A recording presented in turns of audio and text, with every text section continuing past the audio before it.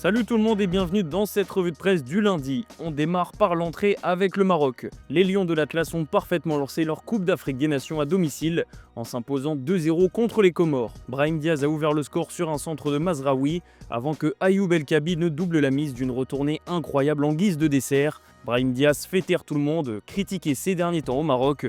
Le milieu offensif du Real Madrid a répondu présent pour l'entrée en lice de sa nation. Il a provoqué un pénalty en première période avant de délivrer tout un stade avant l'heure de jeu. Entame réussi pour le Maroc et donc pour Brahim Diaz qui a assuré intérim au niveau du leadership.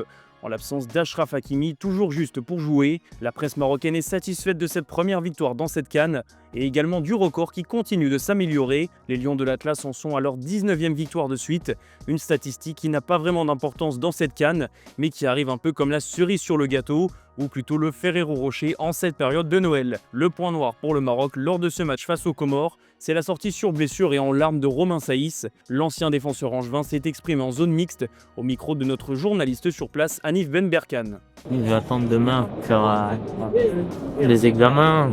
Forcément, ça m'embête, ça m'attriste parce que je fais énormément d'efforts pour être là après une grosse blessure que j'ai eue à la cheville. Je me sentais bien. Voilà, j'ai enchaîné depuis quelques mois. Et ça arrive comme ça, donc c'est le foot, c'est Mektoub, c'est comme ça. Donc faut rester positif. Et j'espère qu'Inch'Allah ce sera pas trop grave et qu'on va revenir vite. On passe sur la Coupe de France, c'est la fin du rêve pour Saint-Cyr-Collonges qui s'est incliné 3-0 au Groupama Stadium face à l'Olympique Lyonnais. C'était le match d'une vie pour les joueurs de Régional 1 et ils ont été largement à la hauteur puisqu'il y avait encore 0-0 à la pause. D'ailleurs, l'OL a été copieusement sifflé par son public. En seconde période, Lyon a fini par faire la différence avec des buts d'Abner. Pavel Souch a inscrit un doublé dans les 5 dernières minutes. Dans l'après-midi, l'AS Monaco est allé gagner 2-1 sur la pelouse de la JOCR dans ce choc 100% Ligue 1. Mika Biret a inscrit un doublé, mais la très mauvaise nouvelle pour le club du Rocher, c'est la blessure de Takumi Minamino. Les Monégasques craignent le pire et les premières nouvelles font état d'une blessure au genou qui pourrait possiblement lui faire manquer la fin de saison et le mondial avec le Japon. Du côté de l'OM, tout roule puisque les Marseillais ont écrasé Bourg-en-Bresse 6-0 avec 6 buteurs différents. Balerdi, Greenwood, Paixão, Højbjerg, Nadir et le jeune Tadjidine Madi ont inscrit les buts de l'OM. L'acte de naissance pour le dernier cité, comme l'écrit la Provence. L'ailier de 18 ans a réalisé une très belle entrée avec une passe décisive et un très joli premier but en professionnel, de quoi offrir une solution de plus à Roberto De Zerbi. Dans la foulée des matchs de l'après-midi, le tirage au sort des 16e de finale a eu lieu. Le PSG affrontera le Paris FC dans un derby parisien inédit.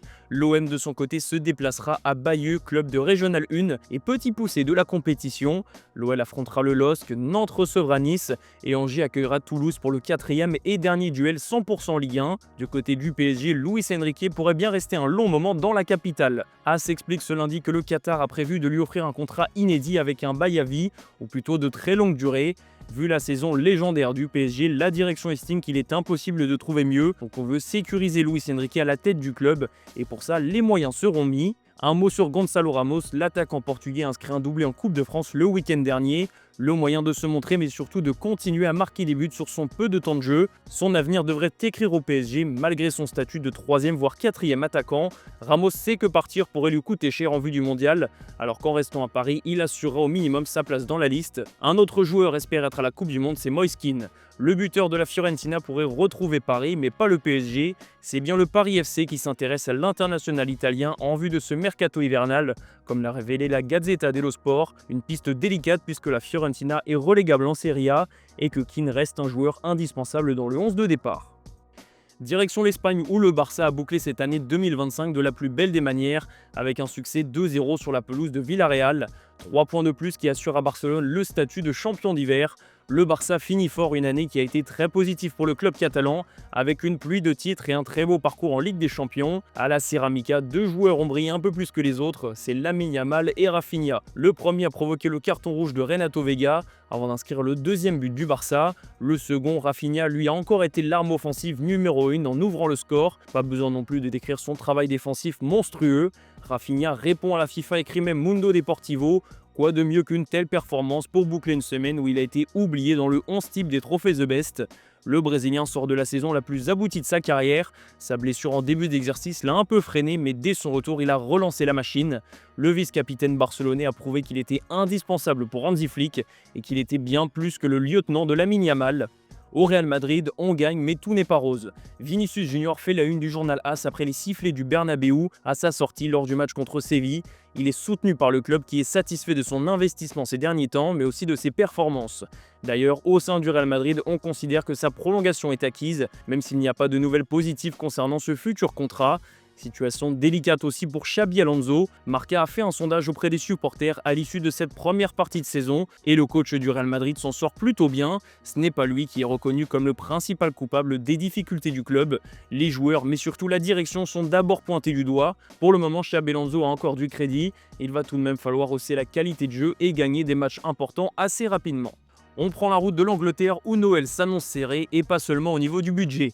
La bataille fait rage en tête de la Premier League, seulement 3 points séparent le leader Arsenal d'Aston Villa qui est 3ème et Manchester City se cale entre les deux équipes. Ça devient très chaud comme l'écrit la presse anglaise avec la nouvelle victoire des Villains contre Manchester United. Cela fait 10 succès de rang pour Aston Villa qui s'affirme plus que jamais comme un candidat au titre. Grâce à un Morgan Rogers de gala auteur d'un doublé, Aston Villa a battu les Red Devils 2-1 à Villa Park.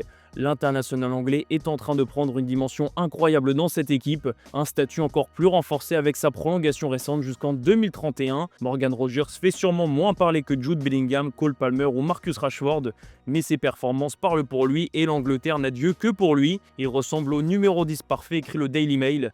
Déjà 7 buts et 3 passes décisives en 17 matchs de Premier League pour Morgan Rogers, qui en plus de son efficacité et de son talent bénéficie d'une polyvalence assez rare. Bref, le profil typique du couteau suisse qui est excellent partout où il joue. Pour Manchester United, cette défaite a un goût amer parce que Bruno Fernandes s'est blessé. Le Portugais est touché aux ischio-jambiers et il pourrait louper un mois de compétition. Une blessure qui pourrait bien changer les plans des Red Devils sur ce mercato hivernal. C'est un coup dur de plus pour Ruben Amorim qui a du mal à avoir de la continuité avec Manchester United. L'autre coup dur, c'est pour Liverpool et Alexander Isak. Le Suédois est sorti sur blessure et en larmes contre Tottenham et on craint le pire chez les Reds. La presse britannique parle même d'une possible jambe cassée selon Sky Sport. Isak attend toujours le résultat de son IRM, mais si cette blessure est confirmée, il serait absent pendant des mois. Dans ce cas de figure, Liverpool pourrait bien décider de repartir à l'assaut sur le mercato hivernal et d'acheter un nouvel attaquant, affaire à suivre. On va boucler cette revue de presse en Italie ou plutôt en Arabie Saoudite. Ce soir à 20 h a lieu la finale de la Supercoupe d'Italie entre Naples et Bologne, un duel aussi inattendu que qualitatif. Occasion parfaite pour Bologne de gagner un titre, ce qui confirmerait le retour au premier plan après la victoire en Coupe d'Italie la saison dernière. Pour le Napoli d'Antonio Conte, cette Supercoupe atténuera un peu le début de saison mitigé et les difficultés liées à un effectif parfois restreint, mais cette fois pas d'Inter Milan ni de Milan AC, mais un choc entre Naples et Bologne qui reste tout aussi important. Voilà les amis, c'est la fin de cette revue de presse, merci de l'avoir suivi. Comme d'habitude, on se donne rendez-vous en fin d'après-midi pour le traditionnel JT Foot Mercato.